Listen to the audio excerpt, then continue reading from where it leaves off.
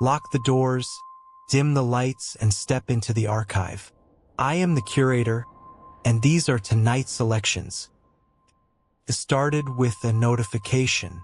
Nothing unusual, just the quiet buzz of my phone on the desk beside me. I picked it up without thinking. New message, from my own phone number. At first I assumed it was some kind of glitch, maybe a messaging error, maybe my phone syncing with itself. But when I opened the message, my stomach tightened. It simply said, "Don't go home tonight." I stared at the screen for a moment. Then I laughed. It had to be a bug. Phones do weird things sometimes. So I replied, "Nice try. Who is this?" The message sent, and then something strange happened. 3 dots appeared immediately. Typing. From my own number. Another message arrived. "You won't believe me anyway." Now I was confused. I checked the contact again. It was definitely my number. Not a similar number. Not a spoofed contact name. My exact phone number. I even called it. The phone in my hand started ringing. I hung up immediately. My chest felt tight now. Something wasn't right. Before I could think about it further, another message arrived. "You just called me." I typed quickly. "Who are you?"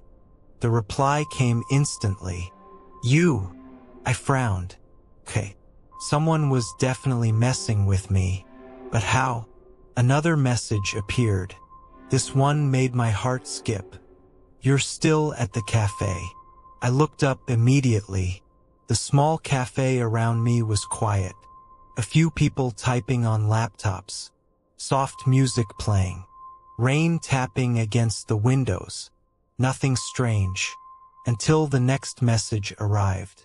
"Window behind you." Slowly, I turned my head and looked at the reflection in the glass. At first I only saw my own reflection. Then the phone buzzed again. Another message. "You're about to see him." And in the dark reflection behind me, I realized someone had just walked into the cafe, and they were holding a phone, looking directly at me. I turned around immediately. The cafe door was still swinging slightly from someone entering.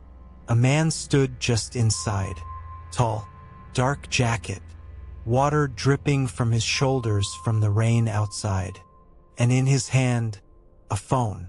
For a second he looked straight at me. Then he looked down at his screen. My phone buzzed. Another message from my own number. "That's him." My heart started beating faster.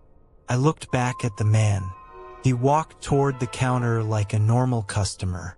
Nothing threatening. Nothing unusual. But the message felt too specific to ignore. I typed quickly, "Who is he?" The reply came instantly. "Someone who shouldn't see you tonight." A cold feeling crept through my chest.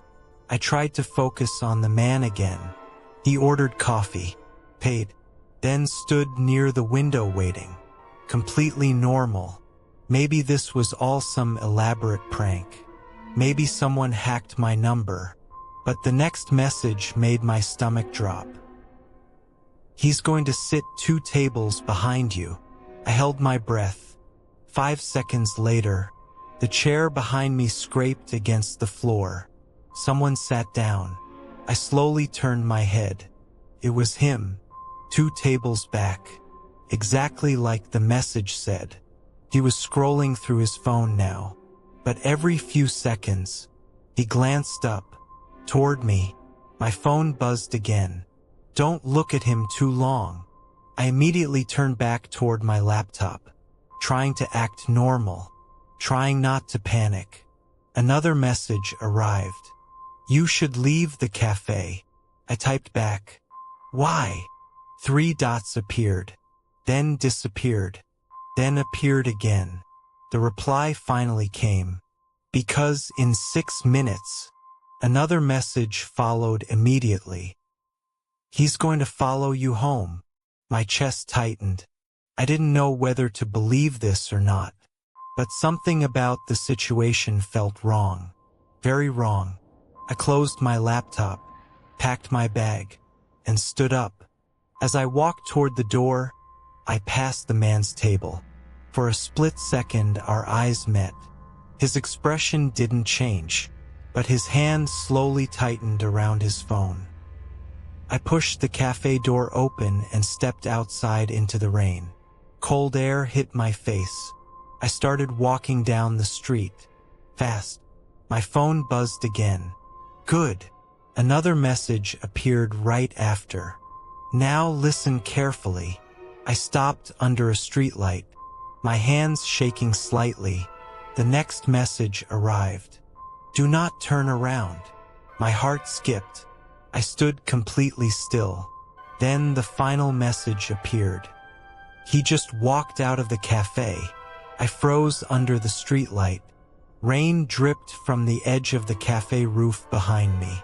My phone screen glowed in my hand. The last message still stared back at me. He just walked out of the cafe. Every instinct in my body told me to turn around. But the message was clear. Do not turn around. So I didn't. Cars passed on the wet road beside me. People walked on the opposite sidewalk. Everything looked normal, but I could feel it. That awful feeling when someone is standing behind you, watching. My phone buzzed again. Start walking. I swallowed and started moving. Slow at first, then faster. The sound of my footsteps echoed on the wet pavement. Another vibration. Don't run. I slowed down immediately. The message came again. He's about 10 steps behind you. My chest tightened. 10 steps.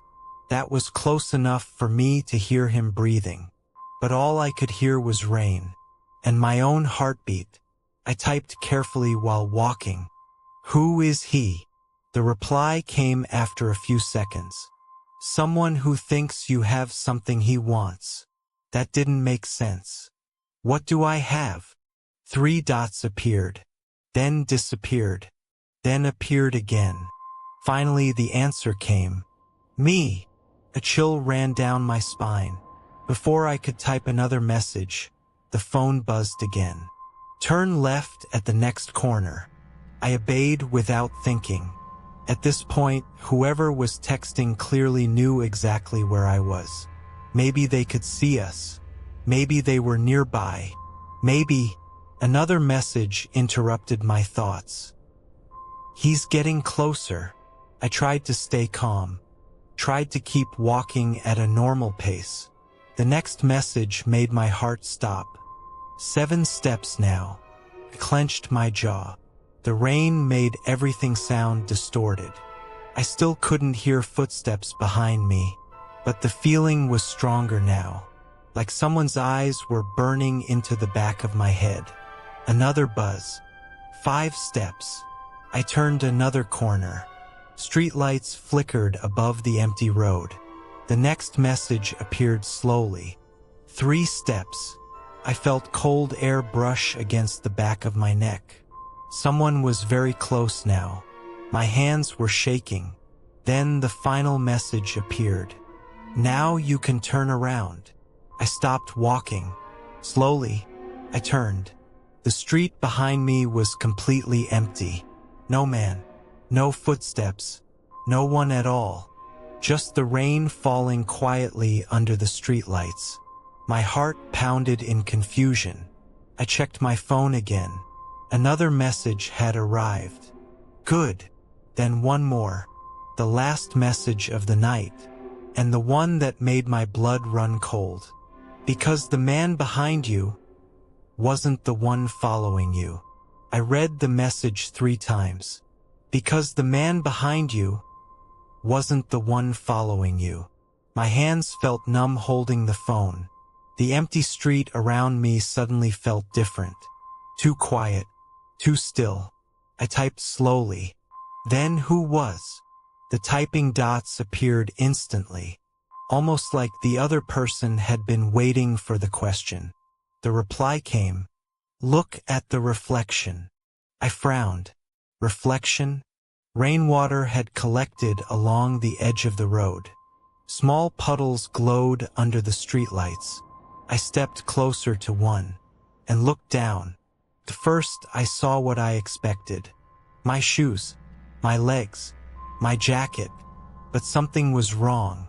The reflection in the water wasn't moving exactly the same way I was. My stomach tightened. Slowly, I raised my hand. The reflection raised its hand too. But a second later, a small delay, like a video lag, my phone buzzed again. "You see it now." I stepped back from the puddle, heart racing. "What is that?" I typed. The answer took longer this time.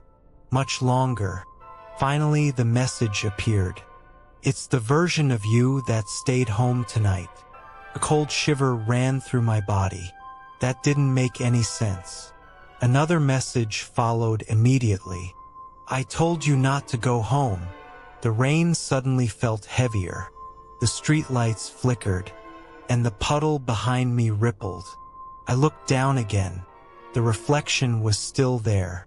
But now, it wasn't copying me anymore. It was standing still, staring up at me. Then my phone buzzed again. One final message. "It found you first." Before I could react, the reflection in the puddle moved. Not like a mirror, not like water. It stepped forward, toward the surface, toward me.